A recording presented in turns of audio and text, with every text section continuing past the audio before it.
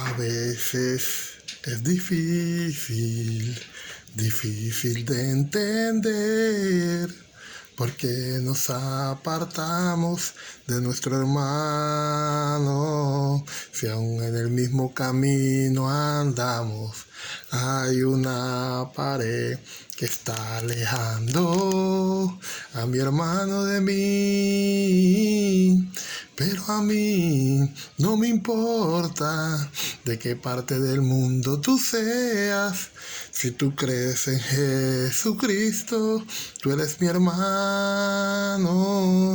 Lo que quiero ver en ti, el amor que nos une y juntos triunfaremos.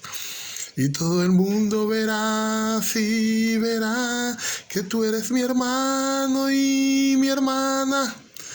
Tomados de la mano, juntos caminaremos hasta que Él nos venga a buscar.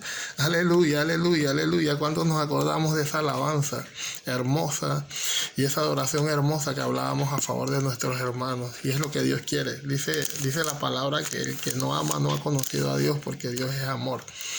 Es necesario que amemos, que nos amemos unos a los otros. Dios los bendiga esta mañana hermosa que ha hecho el Señor. Quiero compartir una palabra con ustedes que Dios me ha puesto en mi corazón. Está en Primera de Samuel 18:6. Primera de Samuel 18:6, cuando Saúl tuvo un conflicto contra David. Dice: aconteció que cuando David volvió de matar a filisteos, salieron las mujeres de todas las ciudades de Israel cantando y danzando para recibir al rey Saúl, con panderos, con cánticos de alegría y con instrumentos de música.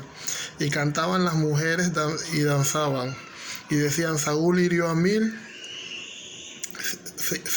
a sus miles y David a sus 10,000. Y se enojó de gran manera y le desagradó esto a Saúl. Y dijo a David: dijeron 10,000 y a mí 1,000. No te falta más que te den el reino. Y desde aquel día Saúl no miró con buenos ojos a David. Gloria a Dios por su palabra. Gloria a Dios por su palabra. Hace muchos años, en mi adolescencia, cuando Dios hace esas cosas que hizo con el endemoniado de Bethesda, que ustedes se imaginan que de repente llegó, lo liberó y el endemoniado empezó a evangelizar lo hermoso que había hecho el Señor de una vez.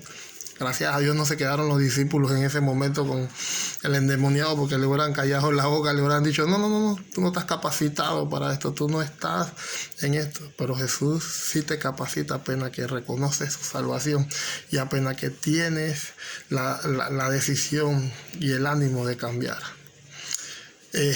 Y bueno, pues yo salí a predicar, a hablar en las calles a los muchachos que estaban en la condición que yo estaba de banda.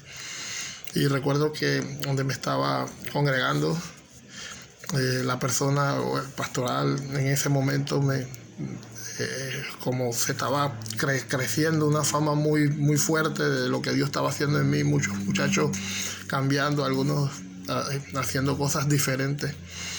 Él me dijo me llamó y me dijo palabras fuertes y me humilló, verdaderamente me humilló. Yo en ese momento desconocía esta palabra de David con Saúl, porque yo, en vez de simplemente mantenerme sumiso, lo que hice fue que me desanimé y me abrí y volví con mi vida loca, que hoy me arrepiento de haber hecho eso. Pero yo quiero compartirte esta palabra si estás en la posición de David, que puedas reflexionar. Y si estás en la posición de Saúl, ten mucho cuidado, porque Dios también guarda de sus David. En el versículo 15 del capítulo 18 dice: y viendo Saúl que se portaba tan prudentemente, tenía temor de él. Muchas veces ese es el principio o la parte fundamental del temor a los puestos, a las posiciones, a los liderazgos, a los pastorados, a los aplausos, a tantas cosas. Pero Jesús no quiere eso. Aún Jesús veía por poco lo que sucedía aquí en la tierra, porque en el cielo era mejor.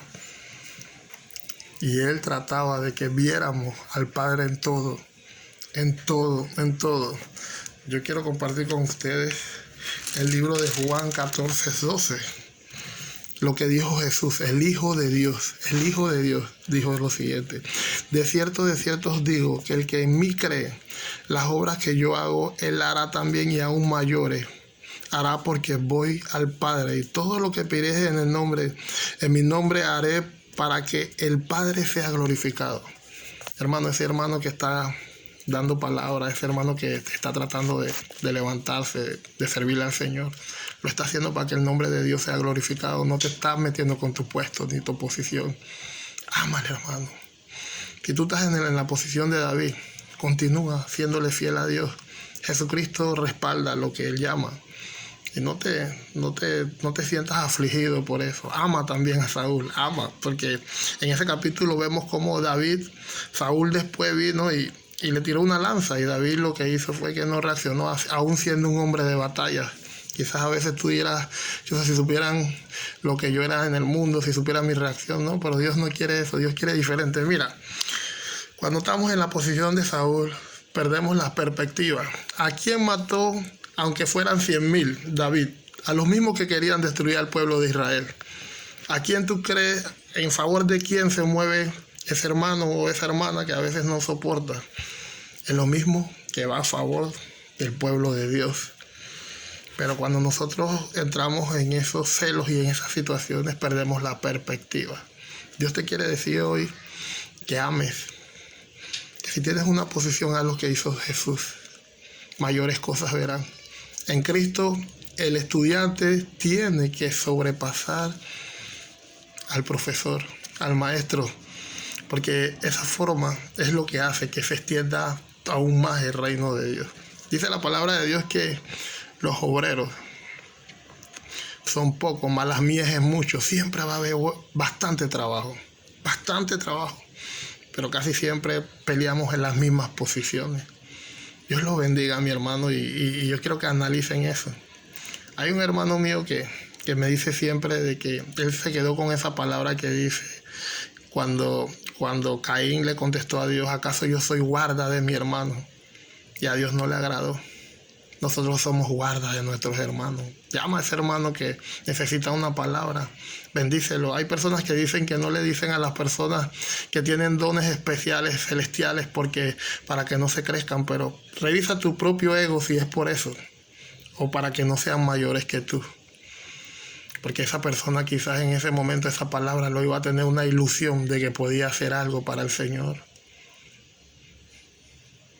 No te quedes con lo que Dios te pone. Si Dios te revela algo sobre alguien, ayúdalo a prosperar, a avanzar. Tú amas verdaderamente el reino de Dios y su justicia, y tú crees que Cristo viene pronto. Entonces tú debes de creer que si tú no le llegas a ese desvalido, a ese vecino que tiene tu hermano, que le llegue Él y que se pueda salvar. Dios te bendiga. Vamos a orar. Padre, te damos gracias por esta mañana. Dios, te damos gracias. Dios, te reconocemos, Jesucristo, como nuestro Salvador. Te pedimos perdón, Dios, y perdonamos a todo aquel que nos haya dicho una palabra, una acción o una reacción que no nos gustó. Dios, seguimos como hizo David, manejándose con prudencia y reconociendo tu grandeza. Tú eres bueno, tú eres grande, tú eres maravilloso. Amén y amén. Dios te bendiga, mi hermano.